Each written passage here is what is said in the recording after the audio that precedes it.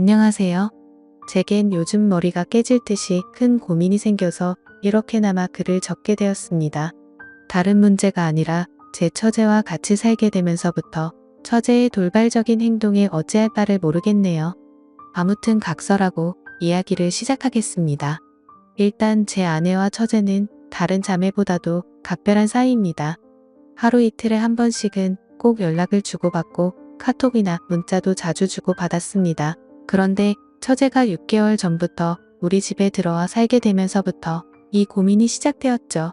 아내는 공학 박사의 연구원이며 처제는 연극영화과 나와서 백수인데 간간히 오디션은 보러 다니고 있습니다. 단편 영화에 출연한다고 들었던 것 같은데 아직 작품에 나온 건 직접 보지는 못한 상황이죠. 처갓집 장인어른, 장모님은 지방에서 살고 계시고 원래는 동네에서 알아주는 부자였지만 장인 어른이 하시던 사업이 좋지 않아져서 지금은 사정이 많이 어려워지셨죠. 결혼할 때만 해도 엄청 호화로운 결혼식에 지원도 많이 해주셨지만 상황이 많이 어려워지셔서 지금은 저도 몇 달간 도움을 드렸을 정도로요. 아무튼 처갓집의 경제적인 난항으로 인해서 독립해서 살고 있던 처제가 월세를 부담할 형편도 되지 않았던 건 물론이고 살고 있던 오피스텔 보증금까지 빼게 되었죠. 어느 날 평상시처럼 퇴근하고 집에 들어가서 저녁을 먹고 있는데 아내가 저에게 이야기하더군요. 당장 처제가 내고 있는 월세도 부담이 되고 있고 지방에서는 오디션을 보러 다니거나 일을 하기 힘드니까 서울에 있어야 하는데 우리가 조금 불편하더라도 한 1년만 데리고 있으면 안 되냐고 조심스레 묻더라고요. 저는 아내가 얼마나 어렵게 그 이야기를 꺼내는지 잘 알았기에 흔쾌히 알겠다고 하면서 그러자고 했습니다. 솔직히 그렇게 승낙을 하면서도 처음에는 굳이 안 좋을 것도 없었거니와 처음에는 좋았습니다. 젊은 처제가 집에 있으니 활기도 생기는 것 같았고 처제 덕분에 알지 못하던 영화도 많이 보게 되었죠. 특히 영화처럼 잘 만들어진 미국 드라마에 세계의 눈을 뜨게 되었습니다. 그런데 3개월쯤 지나자 처제의 옷차림이 변하기 시작했습니다. 인터넷에서만 볼 수 있을 것 같던 짧은 바지를 입고 딱 달라붙는 옷을 입으니 눈을 어디에 둬야 할지 모르겠더군요. 솔직히 처제가 경제력은 부족한 상황이라 할지라도 괜히 배우 지망생을 하는 게 아닐 정도로 일반인과는 차이가 날 정도로 얼굴도 예쁘고 몸매가 다릅니다. 그냥 누가 보더라도 다리도 모델처럼 길고 얼굴도 예뻐서 길 가다가도 다시 돌아볼 정도입니다. 한 번은 아내도 처제에게 옷이 그게 뭐냐고 하자 배우는 몸매 관리를 잘해야 하는데 펑퍼짐한 옷을 입으면 관리가 안 된다고 대답을 하더군요. 그날 이후로는 아내가 처제에게 말을 했는데 굳이 또 제가 처제에게 지적하라고 할 수도 없는 노릇이더라고요. 그렇다고 처제가 문란하거나 그렇지는 않고 이야기를 나눠보면 보수적이고 생각도 제대로 된 여성이었죠. 아무튼 처제의 복장 문제로만 이런 고민 글을 쓰고 있는 게 아니라 진짜 제가 힘들게 된 문제는 여기서부터 시작이 됩니다. 어느 날 평소와 다를 바 없이 저는 아내와 함께 처제랑 셋이서 술을 마시고 있었습니다. 그런데 갑자기 처제는 형부 같은 남자가 있었으면 지금 당장 결혼했을 텐데 라는 말을 자주 하기 시작했어요. 그리고 이따금씩 저를 보고 있는 듯한 눈길이 느껴지더라고요. 심지어 아무리 가족이라고 할지라도 자연스럽게 팔짱을 끼거나 하는 일도 잦았는데 그럴 때마다 깜짝깜짝 놀랬고 솔직히 그때만 해도 설마 처제가 다른 생각이 있는 건가 생각을 했었습니다. 하지만 그런 잘못된 생각은 잠시였고 그냥 처제가 나를 편하게 생각해서 그런가 보다 생각을 하면서 지냈죠.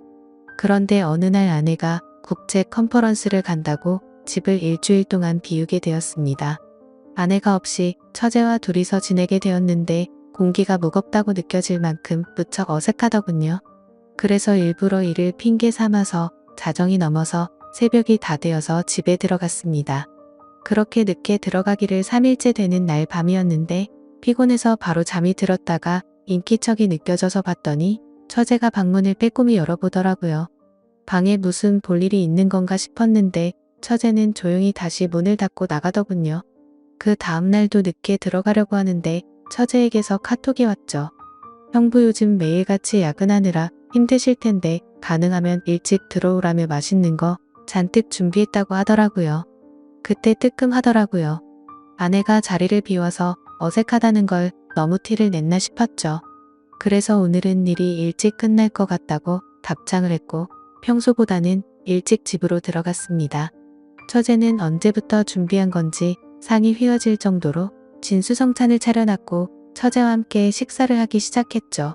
그러다 처제는 형부 얼굴 까먹겠다면서 장난을 쳤고 오랜만에 같이 술이나 한잔 하자고 하더라고요. 한 잔씩 마시다 보니 금세 술에 취해갔고 처제는 갑자기 고민 상담을 털어놓더군요. 생각처럼 일이 잘 안 풀린다는 말부터 시작해서 짝사랑하는 남자가 생겼는데 이뤄질 수가 없어서 고민이라고 말이죠.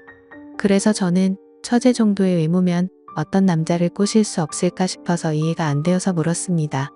무슨 남자를 좋아하길래 처제가 그렇게 고민을 하고 있냐고 하면서 그냥 고백하면 거절할 남자가 없을 것 같은데? 라면서 웃으면서 말했습니다. 그러자 형부도 제가 고백하면 받아주려고요. 이런 말을 하더라고요. 솔직히 서로가 술에 좀 많이 취한 상태라서 잘못 들은 줄 알았고 농담을 하는 줄 알아서 대답했습니다. 그럼 내가 총각 때 처제 같은 사람이랑 술을 마시면 너무 긴장해서 손이 덜덜 떨릴걸? 하면서 웃었죠. 처제도 그 말에 기분이 좋은지 형부는 말을 왜 이렇게 웃기게 하냐면서 박장대소를 하더라고요.